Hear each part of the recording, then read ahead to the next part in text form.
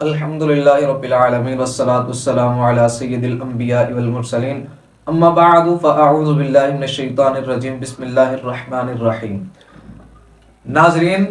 پچھلی ویڈیو کے اندر میں نے حدیث مبارکہ پیش کی تھی اور اس حدیث مبارکہ کا ایک جز پیش کیا تھا جو کہ جناب ابوبکر صدیق رضی اللہ تعالیٰ عنہ کی رات کے جو معاملات تھے غار ثور کے اس کو بیان کیا گیا تھا، اور اس کے راوی حضرت عمر رضی اللہ تعالیٰ عنہ تھے۔ میں نے عرض کیا تھا کہ انشاءاللہ جو اگلا جز ہے کہ جو نبی پاک علیہ السلام کے اس یار کے یعنی کہ جناب ابوبکر صدیق رضی اللہ تعالیٰ عنہ کے جو دن کا جو ذکر حدیث پاک میں کیا گیا، انشاءاللہ وہ پھر میں اگلے کلپ میں آپ کو اگلی ویڈیو میں پیش کروں گا۔ احباب گرامی قدر، حدیث پاک کی طرف چلتے ہیں۔ بات چل رہی تھی جناب ابوبکر صدیق رضی اللہ تعالیٰ عنہ کے دن اور رات کی، کہ جس کے بارے میں جناب عمر فاروق اعظم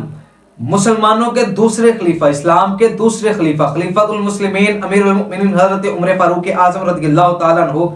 آپ یہ فرماتے ہیں کہ میری آرزو ہے کہ میرے جو جتنے اعمال ہیں وہ سارے ابو بکر کے دن اور رات کے اعمال کی مثل ہو جائیں۔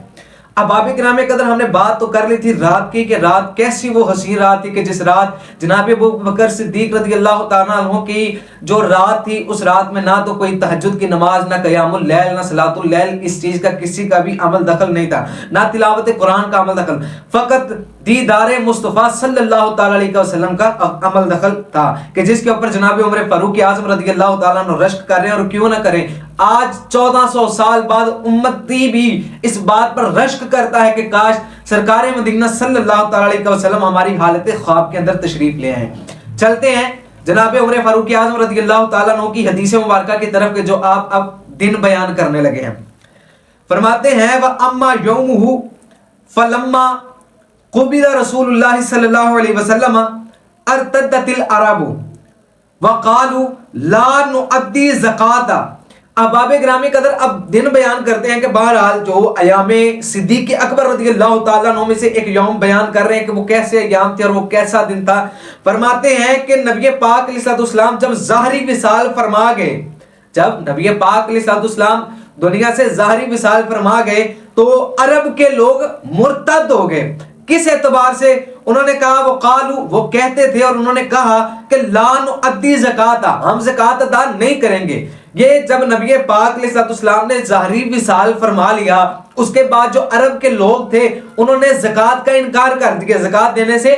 انکار کر دیا، انہوں نے کہا ہم زکات نہیں دیں گے۔ تو احباب گرامی قدر، یہ یاد رکھیے گا، مسئلہ فقہی مسئلہ ہے کہ زکات یہ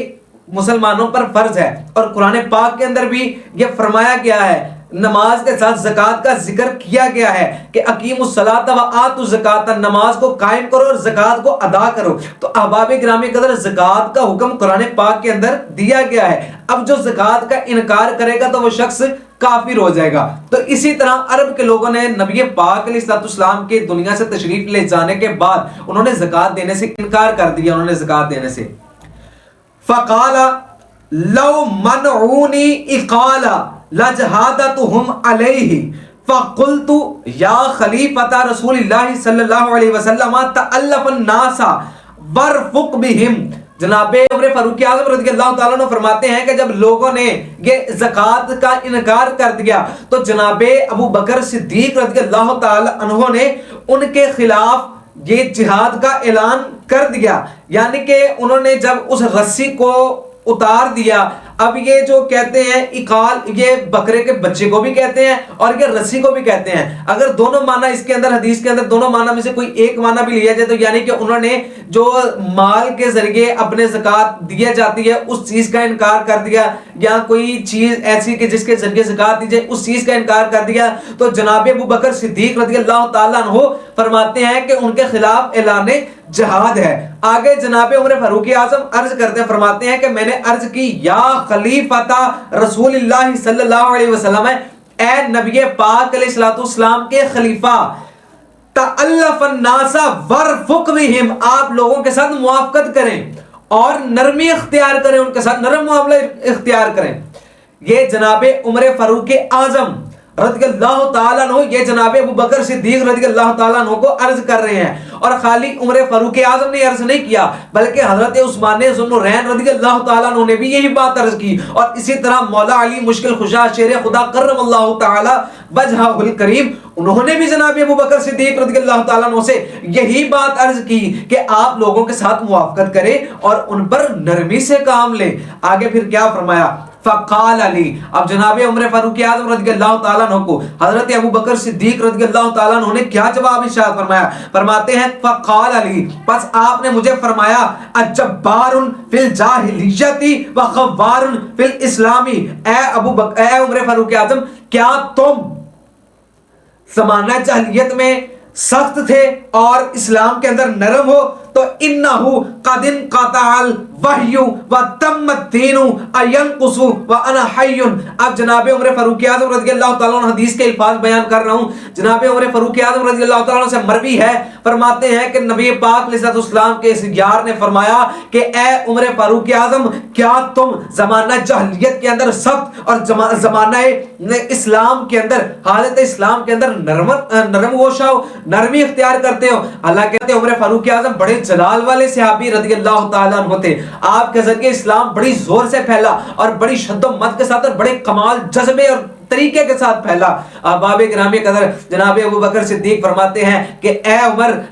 نبی پاک علیہ السلام تشریف لے گئے، آپ دنیا سے ظاہری مثال فرما کر چلے گئے، وحی کا سلسلہ منقطع ہو گیا، وحی نبی پاک علیہ السلام پر ختم ہو گئی اور دین مکمل ہو گیا، تو اب میں زندہ ہوں اور میرے زندہ ہونے کے باوجود یہاں پر دین کے معاملات کے اندر کوئی نرمی ہو تو ایسا نہیں ہو سکتا۔ احباب کرام قدر میرات المناجی کے اندر یہ لکھا گیا کہ جناب ابو بکر صدیق رضی اللہ تعالیٰ عنہ نے فرمایا کہ میرے زندہ ہوتے ہوئے تو اسلام کے اندر کوئی نرمی والا معاملہ نہیں آ سکتا، ہاں میرے جانے کے بعد خدا حافظ، یعنی کہ میرے جانے کے بعد پھر آپ نے نرمی برتنی ہو نرمی کیجئے گا، سختی کرنی ہو سختی کیجئے گا۔ احباب گرامی قدر یہ ہے یار غار مصطفیٰ، یار مزار مصطفیٰ کہ عشق مصطفیٰ کیسا ہے۔ فرماتے ہیں کہ جب لجپال آقا چلے کے دین آپ پر مکمل ہو گیا تو پھر اب دین کے اندر نرمی کیسی ہے؟ ہاں یہ وہی ابو بکر صدیق ہے۔ مرقات کے اندر آتا ہے، آپ کے حوالے سے روایت نقل کی گئی کہ جناب ابو بکر صدیق رضی اللہ تعالیٰ عنہ نبی پاک علیہ السلام کی خدمت میں حاضر ہوئے اور عرض کرتے ہیں کہ یا رسول اللہ میں نے زمانہ جاہلیت کے اندر بھی کبھی بتوں کا سجدہ نہیں کیا۔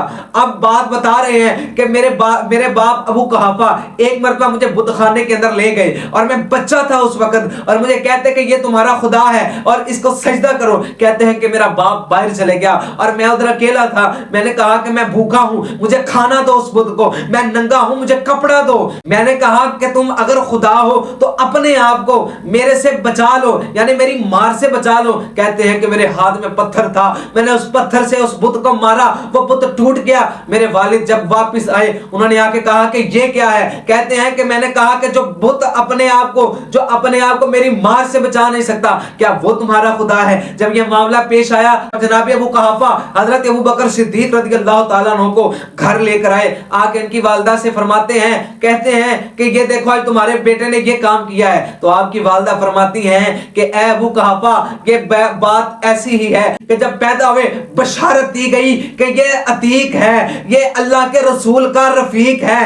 آسمان پہ اس کا نام صدیق ہے۔ احباب گرامی قدر پھر جناب جبرائیل علیہ السلام نبی پاک علیہ السلام کی بارگاہ میں حاضر ہوئے، جب یہ واقعہ بیان کر رہے تھے جناب جبرائیل علیہ السلام یہ عرض کرتے ہیں کہ یا رسول اللہ صلی اللہ تعالی علیہ وسلم جناب ابو بکر صدیق رضی اللہ تعالیٰ عنہ جو کہہ رہے ہیں اور یہ حقیقت کہہ رہے ہیں اور یہ سچ کہہ رہے ہیں۔ احباب گرامی قدر اسی معانی کی حدیث امام بخاری اور امام مسلم رضی اللہ تعالیٰ عنہما ان دونوں نے بھی اپنی کتاب کے اندر اس کو روایت کیا ہے۔ احباب گرامی قدر جاتے جاتے میں کچھ الفاظ سیدنا صدیق اکبر رضی اللہ تعالیٰ عنہ کے حوالے سے منقبت کی صورت میں پیش کرتا ہوں۔ میں گوش گزار کر رہا تھا کہ جناب ابو بکر صدیق رضی اللہ تعالیٰ عنہ کی شان کے اندر ایک پنجابی منقبت کے صرف 2 اشعار۔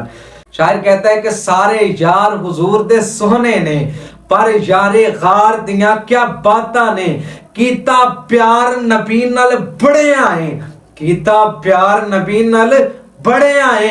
پر یار غار دیاں کیا باتاں نے، پر یارے غار دیاں کیا باتاں نے. آگے کیا فرماتے ہیں؟ صدیق دی آلہ ہستی یہ اینو چڑی عشق نبی دی مستی یہ. صدیق دی آلہ ہستی یہ اینو چڑی عشق نبی دی مستی یہ. ڈنگ مار کے ساپے خود آکھے، ڈنگ مار کے ساپے خود آکھے، پہرے دار دیاں کیا باتاں نے. اللہ پاک کی بارگاہ میں دعا ہے کہ اللہ پاک ہمیں سیدنا صدیق اکبر کی سچی محبت عطا فرمائے اور نبی پاک علیہ السلام کے ساتھ ایسے ہی محبت کرنے کی توفیق عطا فرمائے.